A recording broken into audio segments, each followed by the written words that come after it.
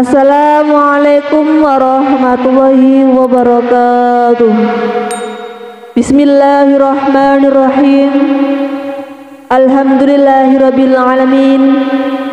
Wassalatu wassalamu ala asrafil anbiya'i wal mursalin Sayyidina Muhammadin wa ala alihi wa sahbihi ajmain. Amma ba'du. Sahabat cerita para wali yang diberkahi Allah Subhanahu wa taala, semoga kita semua selalu dalam lindungannya dan diberikan rezeki yang barokah, umur yang panjang agar senantiasa bersyukur kepada Allah Subhanahu wa taala. Amin ya rabbal alamin. Kali ini saya akan berkisah tentang kisah Kiai Hasan Genggong, ulama yang doakan penjajah dapat hidayah. Kiai Hasan Genggong adalah seorang guru sufi yang terkenal sebagai salah satu mursyid alias pembimbing spiritual Thariqah Naqsabandiyah. Ulama yang juga dikenal sebagai Syekh Hasan Genggong lahir di Probolinggo pada 1259 Hijriah dan meninggal pada 1373 Hijriah. Dia merupakan ulama dari para wali dan seorang wali dari para ulama. Semasa hidupnya, ulama ini sosok panutan bagi banyak orang pada zamannya. Kiai Hasan mengabdikan hidupnya untuk mengasuh Yayasan Pendidikan Pesantren Zainul Hasan Genggong pada periode 1865 hingga 1952.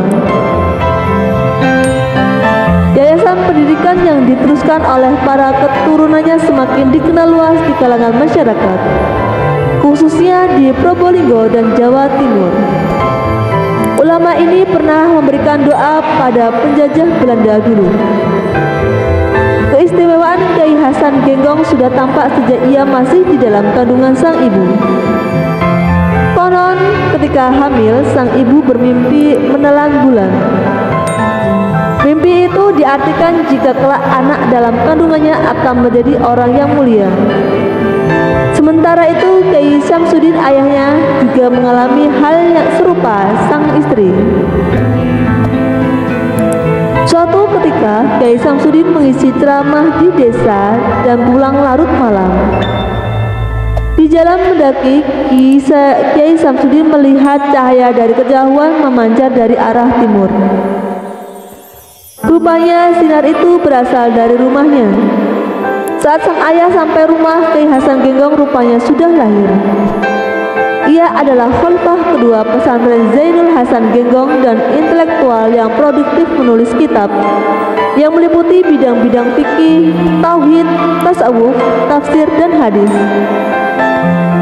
Salah satu karyanya adalah kitab Nadham Safinatun Najah. Dia berasal dari keluarga Alawiyin dari marga Al-Qadiri Al-Hasani yang merupakan keturunan dari Sultan Aulia Al-Qutub Al-Kabir Syekh Abi Muhammad Muhyiddin Abdul Qadir Al-Jalani.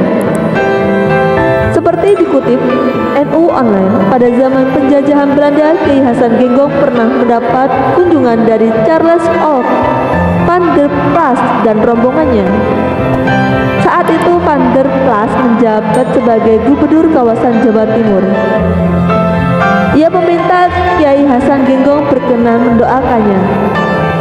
Kiai Hasan pun mengabulkan permintaan tamunya itu. Doa yang dipanjatkan ialah doa kunut.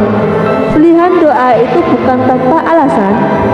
Menurut Kiai Hasan, doa kunut dipanjatkan supaya Van der Plas dan rombongan yang saat itu menjajah Indonesia bisa segera mendapatkan hidayah.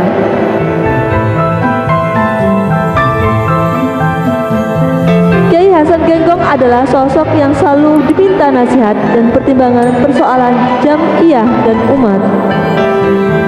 NU didirikan melalui tahapan proses musyawarah alim ulama, istikharah para ulama, dan setempel pada ahli mukasyafah seperti Mbah Khalil Bangkalan, Kiai Hasan Genggong, dan ulama kekasih Allah yang lain. Prosesnya memakan waktu berbulan-bulan sampai benar-benar siap lahir batin.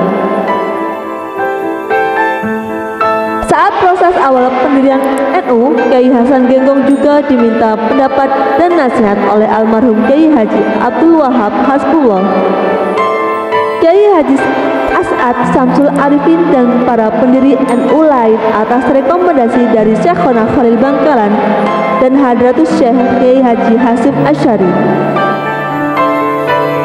Kiai yang dikenal juga dengan sebutan Kiai Hasan Sepuh ini dikenal sebagai sosok ulama zuhud, sehingga tidak heran bila selalu jadi tempat rujukan ketika ulama pendiri NU akan mengambil keputusan. Ketika NU lahir tahun 1926 pada saat bumi Nusantara masih dicengkram penjajah Belanda, Kiai Hasan Genggong menjadikan pesantrennya sebagai basis perjuangan kemerdekaan. Sosoknya memang bermental baja, percaya diri, ditakuti oleh penjajah, dan dikenal apa adanya. Segala bujuk, rayu, dan siasat Belanda tak mampu menembus hatinya. Suatu ketika ada seorang ulama yang sowan, berniat tabayun mengenai hukum melawan penjajah. Belum sempat bertanya diajukan, Kiai Hasan Genggong menggunakan peci hitam dan membawa keris atau hal yang sangat jarang dilakukan, dan si tamu tersebut dengan bangga merasa sudah menemukan jawaban tanpa harus mengajukan pertanyaan. Kiai Hasan Genggong pernah menyatakan bahwa berjuang ikhlas di NU akan mendapatkan keselamatan dunia dan akhirat. Berdasarkan situs Genggong, diungkapkan banyak kisah yang umum di masyarakat tentang kasih sayang dan akhlak Kiai Hasan. Salah satunya saat Kiai Hasan berpergian ke suatu daerah, beliau mendapati semut angkrang di bajunya. Mendapati itu, Kiai Hasan Sepuh meminta kusir delmannya berhenti. Kiai Hasan Sepuh berpikir sejenak di mana kira-kira semut itu bisa menempel di bajunya. Setelah berpikir sejenak, akhirnya Kiai Hasan meminta kusirnya mengembalikan semut itu ke tempat semula, yakni ke tempat di mana mereka berhenti sebelumnya. Ternyata jarak tempat itu sekitar 3 km dari tempat Kiai Hasan Sepuh berada. Alasannya sederhana, khawatir sanak keluarga dari semut itu kebingungan. Itulah kasih sayang yang ditunjukkan Kiai Hasan kepada semut, apalagi kepada manusia. Wallahu a'lam bishawab. Wassalamualaikum warahmatullahi wabarakatuh.